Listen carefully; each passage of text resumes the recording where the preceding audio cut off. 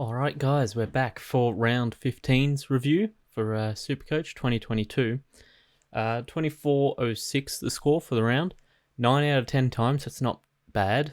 But this week there was a lot of like 2500s and even a couple 26. So yeah, it could have been better. There was a couple of very popular players that just didn't score too great. Yeah, went up in rank for what it's worth, but I mean, this like 15,000 looks like that's going to be where I'm stuck at for the year.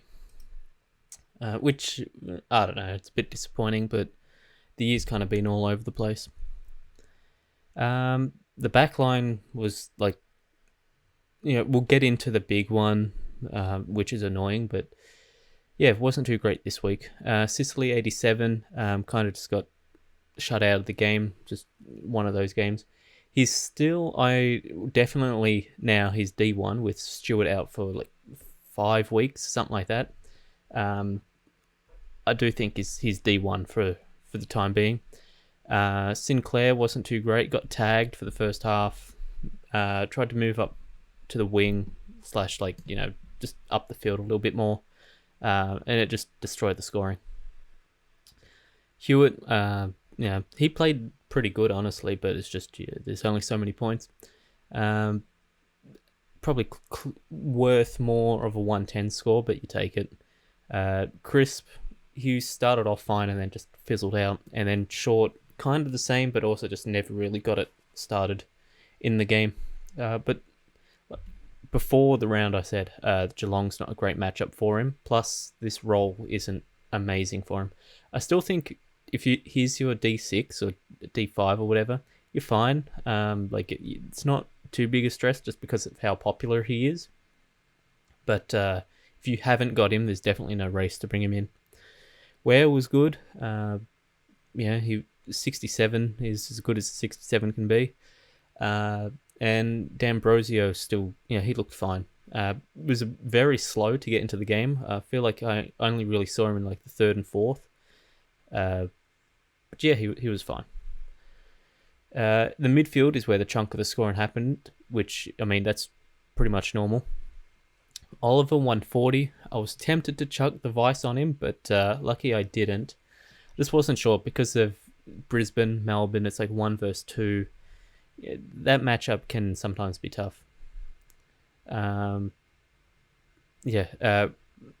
up going with Laird as the trade in and straight captain against North. And for the first quarter, I was like, damn, this doesn't look too good. I think it was like on 23 or something like that, midway through the first, which, it's not terrible or anything, right? But by I think the end of the first, it was on like 50. Halftime, it was on 90. And I was like, oh, okay, yeah. This is why I brought him in.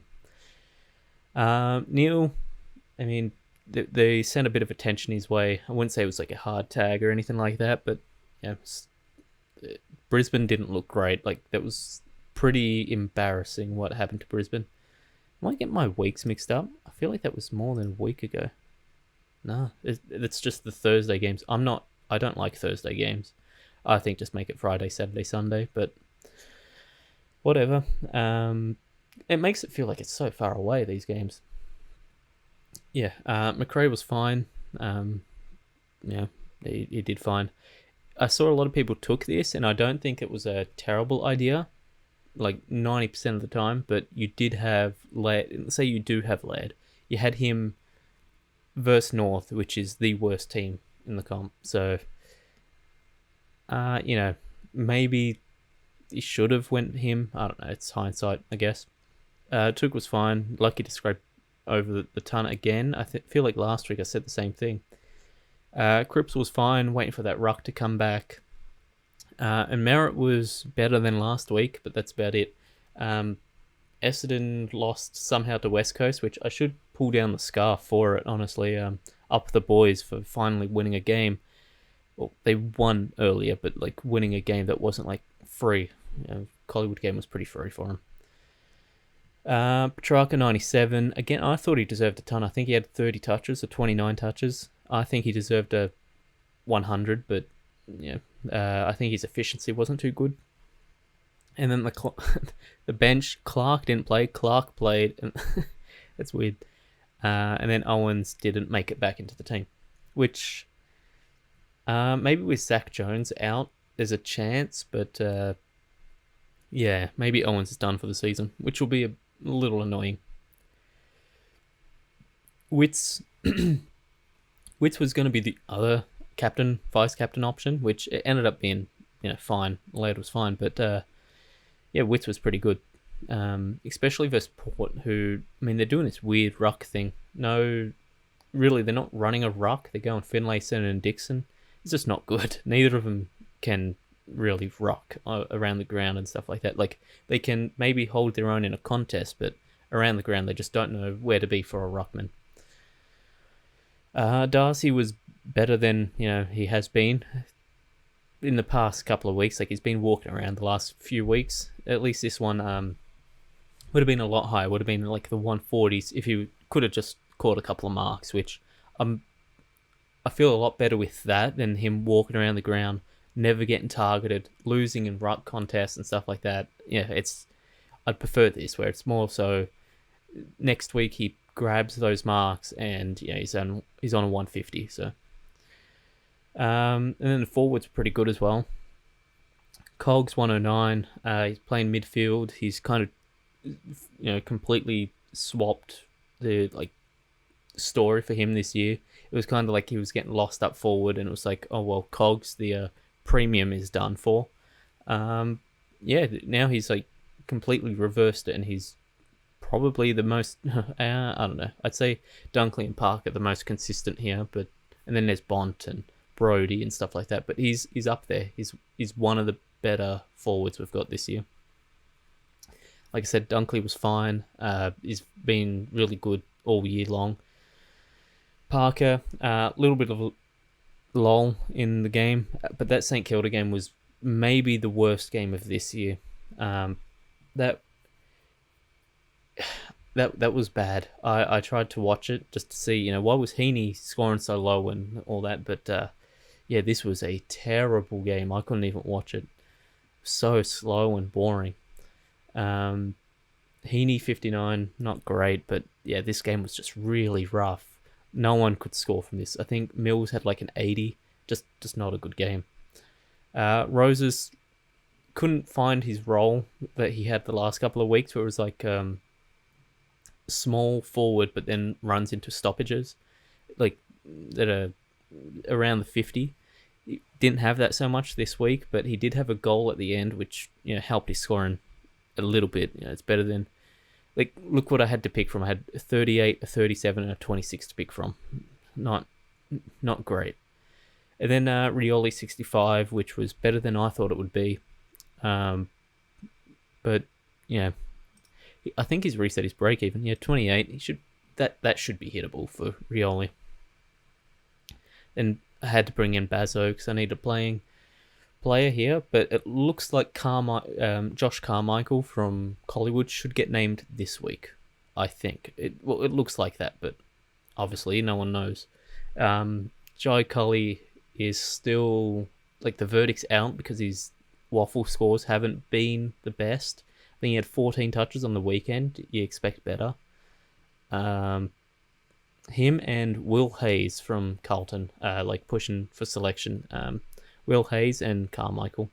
And Hollands, I guess, but Hollands has been pushing for selection for 5 weeks now.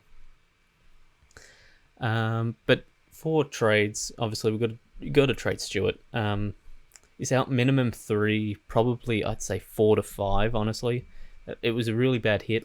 There was no malice intended from the hit. You could see that just in the broadcast. Stewart saw Prestia struggling to get up, and he had his head in his hands. There was no malice in it, but you gotta punish that so that players don't repeat it. I was thinking, okay, I'll go over my thought process here. It would be Stewart, and then I want a forward, just a forward, because I can't be fielding this every week. I think Clark out and Rioli to mids. So for defenders, this is where I'm kind of spending up because I did find a value option I don't hate too much in the forwards. But here, the options are Doherty and Dawson. Dawson's on like the run of his life, pretty much. A 3-round average of 126, 5-round average of 122. The only issue with him is he doesn't have like one distinct role in the team. Kind of goes back, moves up onto the wing, then comes back, then moves up a little bit more. Like it's not one distinct role, which historically hasn't been good for Supercoach, but for Dawson, it's worked wonders so far. Whereas Doherty has like probably the best role of anyone here. Like in terms of theoretical Supercoach scoring, Doherty's number one. Very efficient in kicks, gets a ton of it, and plays for a good enough team in Carlton this year. Other years not too great, but this year they've been pretty good. And then my sort of like dark horse, if I want to save a bit of money, is Bailey Dale. 103 and 103, so he's consistently over 100, that means. Is in less than 5%. What are the other two? 28-13. All right, so this one's a bit more in the pod territory. I think he's tunned in all but 3 games. I want to say all but 3, but it could be like all but 5. Which, well, we're 15 rounds in, roughly 14 games played. 5 out of 14's not the worst still. So 1, 2, 3, 4, 5. Yeah, so it's 5. But he, these scores aren't jumping off the page. Obviously, there's no 150s in here, but he's pretty consistent in his role. He's basically the designated kick-out taker, apart from when like someone goes back there and takes it that shouldn't be taking it in the Dogs back line. Like I think I saw Johannesson take one. Yeah. So but the issue here is this run home is not favourable. Brisbane, not the best to score against. Sydney, same. St Kilda's fine. Melbourne and Geelong are hard. And then Freo, verdict's out, but I don't find them too easy. So we'll just go for like a set trade here. It would be Dawson, because, like I said, run of his life right now. Wait for it to, load up. And then, as the F6 for now, I don't think this is going to hold, just because I don't think his position will hold. It'd be Luke Jackson. Now, this is basically a week late. A lot of people went to Jackson last week, via Butters' injury.